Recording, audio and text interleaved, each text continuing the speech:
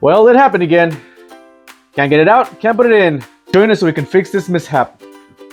If you have experienced this before, you know exactly what I'm going to get myself into. If not, this will help you find a way to resolve it in the future. Let's start by turning off the printer. Next, you want to take off this little shroud right here. You can do this by pulling up on both sides, and it comes right off. So during the middle of filament change, from ABS to PLA, the extruder head and the chamber was so hot that when I tried to feed it in, I think it just went inside the extruder itself. But let's find out. I'm actually not even able to extrude, check this out, or retract. So we hit retract, we'll let it get to temperature. I tried pushing it in and pushing it out, but it just does not want to go anywhere. I also can't lock the gear, so you can even hear it.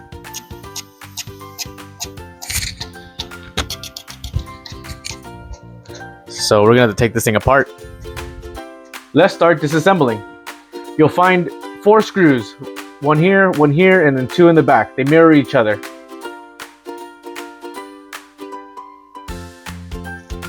It's a good idea to label these or place them in a mat that kind of imitate the exact layout. It turns out I was wrong. There's only 3. 1, 2, and then 3. Now all you really want to do is just pull this up nice and gently. Careful with the cable.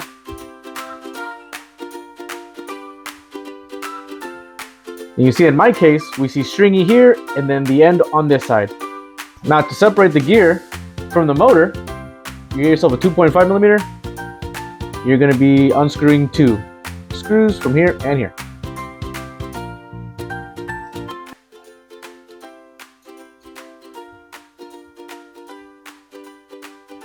Okay, I feel it separate. Yep, there you go.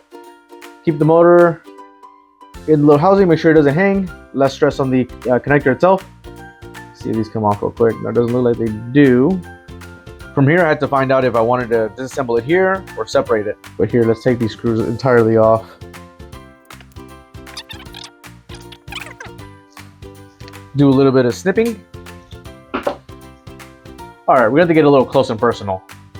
Sure if you can see there, but the filament itself is kind of intertwined in the gearing itself. Let's see if I can get the camera to focus on that. No justice. The easy way to separate this is basically to split the 2, but because of the filament, I need to find a way to get this loose or a little warm to melt it off. I wanted to see if maybe I can pull out the filament, but that didn't happen. Instead, I ended up hitting the camera.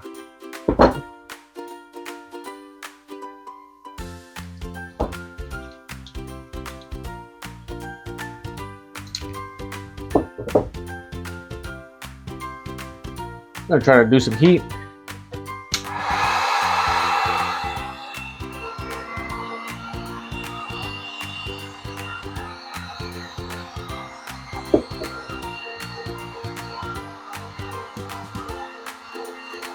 It's always a good idea to flip the extruder head over and over again so that you don't just create one big heat spot.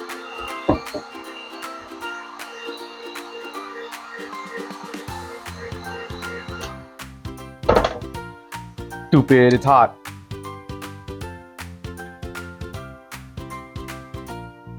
At this point right here, I was able to separate it just a little bit, but I needed more heat and something to keep it prying open. So I ended up using a screwdriver and kind of wedged it in there.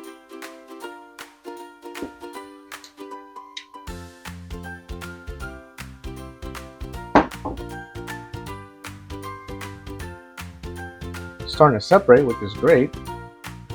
Just need some more leverage.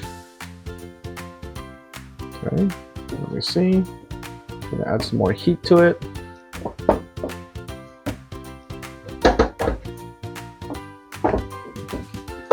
Oops, it's separated. Separate from the screw. There we go. All right, just a little more heat.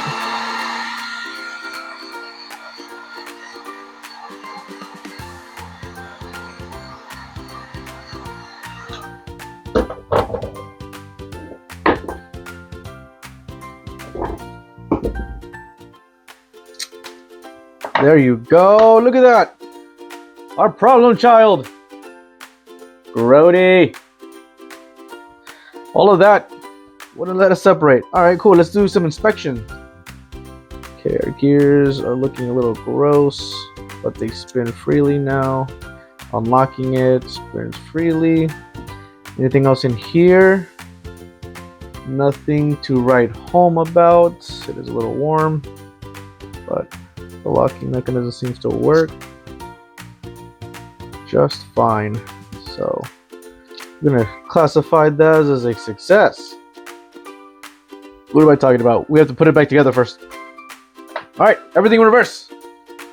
It's always kind of cool how these mechanisms work, right? So when it's locked, it creates pressure on the two little gears right here. When it's free, it separates, allows it to spin freely, and the filament goes right to the middle. And these little grooves right here are the teeth that drive the filament in or out.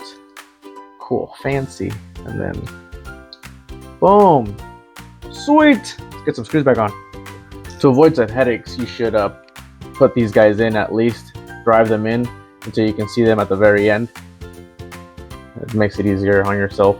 Just like that, you can see them, the heads are on the very end. And let's put this back together. Always make sure the inlet is up, and so is the locking gear. Just gonna drive it in now. That should hold it.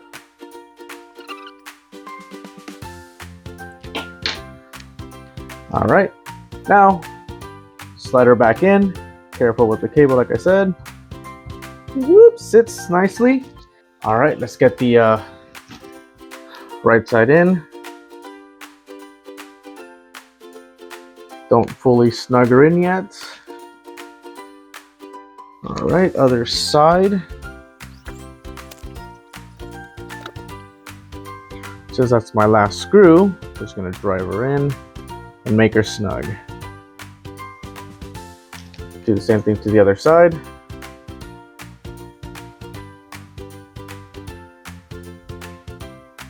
And snug, let's go.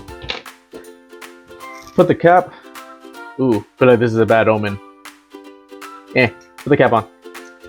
Isn't like a PC. All right. There we go. All right. Business as usual. Cut the 45. And as always, turn her on. Let's go. Just gotta wait for her to boot up, and we'll start up the heating process. Let's unlock her. Feed her in. All right, it hits the bottom. Now let's go to extrude. Let's give you a first view while it heats up. It's almost approaching temperature. It's going down. Let's go. The poopage is real.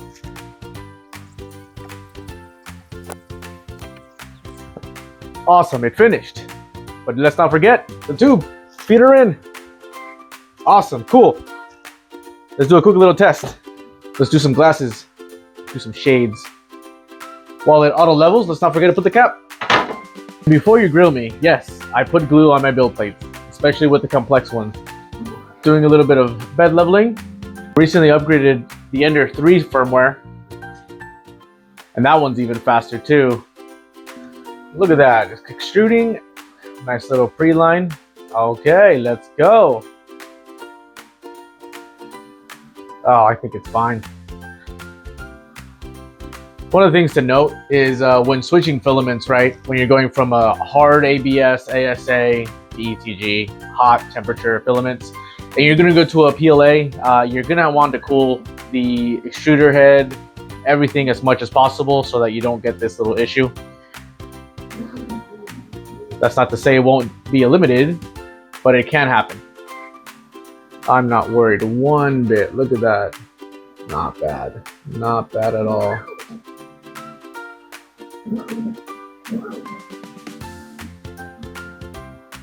Yeah, that's basically it. If you like this video, don't forget to like, subscribe, follow, and enjoy printing.